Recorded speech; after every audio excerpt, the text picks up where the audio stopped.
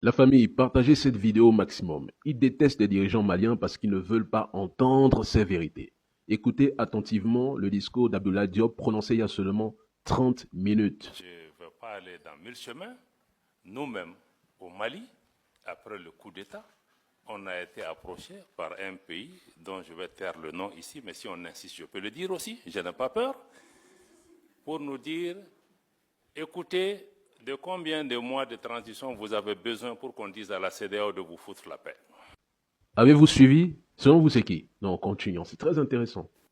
Contre une orientation qu'on nous voulait, qu'on n'a pas voulu prise, qu'on n'a pas voulu prendre. Jusqu'à présent, on est en train de payer le prix. L'Afrique a délégué sa responsabilité aux Nations Unies, qui a des limites institutionnelles pour nous aider. Et on n'est pas venu.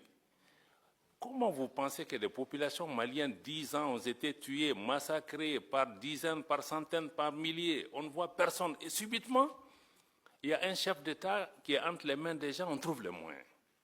La vie humaine, c'est quoi? Ça aussi, on peut se poser ce type de questions, quelle que soit l'importance d'un chef d'État.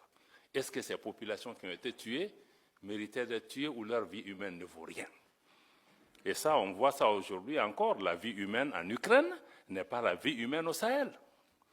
Là encore, je vais mettre en cause nos amis de l'Union européenne, tes anciens amis, où quand on se battait, on a négocié, vous et moi, avec d'autres de vos collègues pendant des années au Sahel. Il y avait la mission européenne de formation, il y avait ECAP, il y avait des militaires européens. On dit, aidez-nous, ils étaient en train de former nos gens, ils investissent des centaines de millions d'euros.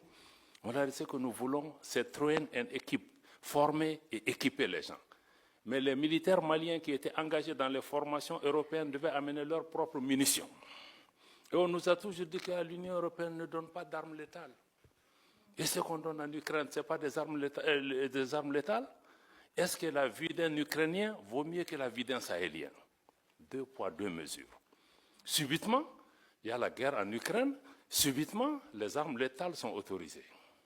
Et les Sahéliens qui sont morts par milliers, qui a ça sur la conscience de ne pas avoir fait ce qui est nécessaire et de venir aujourd'hui accuser le Mali de dire oui, mais vous travaillez avec la Russie, vous ne travaillez pas avec moi, etc. Vous me tournez le dos. Quelqu'un a posé la question, ancien partenaire, nouveau partenaire. Ça, je vais vous répondre, madame. Parce que les gens ont l'habitude d'utiliser ça. Oui, pourquoi laisser un ancien maître pour un nouveau? Mais ça, je crois qu'il faut même sortir de la décolonisation mentale. Parce que la Russie n'a colonisé aucun pays. Il ne faut pas comparer des choses qui ne sont pas comparables. On parle d'anciennes puissances coloniales qui ont des habitudes qui ne sont pas parties. Maintenant, nous cherchons la sécurité pour notre pays. On va là où on trouve, puisque les Européens vous dites que vous ne donnez pas d'armes létales. Le Mali, ce qu'on a avec la Russie, ce n'est pas des prêts, ce n'est pas des dons, on achète. Ils nous vendent. On est parti avec les Européens, avec les Américains, on dit qu'on achète, ils disent qu'ils ne vendent pas. Mais vous voulez que je lutte contre Al-Qaïda, l'État islamique, avec des bâtons? Et subitement, en Ukraine, vous vous êtes rendu compte qu'il leur faut des armes pour se battre. Donc je pense que quand on fait ce genre de comparaison aussi, il faut qu'on se dise, non, nous on n'est pas dans ça. Avec chaque partenaire, on cherche ceux qui peuvent résoudre pour le moment donné.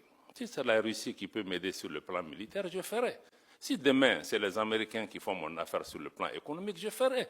Si c'est demain les Turcs qui peuvent... Donc moi je pense qu'il faut que les gens comprennent que nous sommes dans ce schéma. Parce que quand le Mali a voulu choisir, on nous a dit que non, vous ne pouvez pas choisir. On dit aux gens, non, tu viens dans ma maison, mais tu me dis que moi, je vais dormir dans telle chambre, tu chasses ta femme et ton voisin ne viendra pas chez toi. On était dans ce type de situation. Quelqu'un dit oui, la souveraineté, on en a parlé pendant des années. Ce n'est pas un concept nouveau. Mais ce n'est pas un concept nouveau parce que l'Afrique francophone n'a pas grandi, elle est restée adolescente. Elle n'a jamais été décolonisée. Pourquoi on a 6 coups d'État dans des pays francophones et pas dans des pays anglophones? Ça, ce sont des questions de fond qu'on doit répondre. C'est pourquoi nos pays en sont. C'est une honte pour nous que 60 ans après les indépendances, on parle même de souveraineté. Parce qu'on ne l'a pas. Ni monétaire, ni économique, ni politique. Donc je crois que ça, il faut vraiment intégrer ces éléments dans l'élément. Je crois que tu as parlé aussi de crédibilité, c'est ça. Quand on dit au pays démocratie, ceci, mais nous voulons tous la démocratie. Le Mali a été un modèle de démocratie avant de tomber là où nous sommes tombés. Mais il faut aussi regarder les choses dans l'ordre.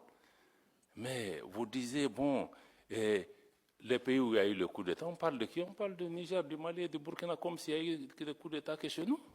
Mais les autres là, il s'est passé quoi? Pourquoi personne ne s'interroge?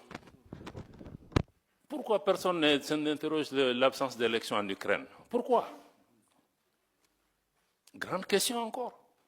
2 poids, 2 mesures. Donc je vais revenir un peu, tu as raison, l'industrialisation, la transformation, c'est la clé.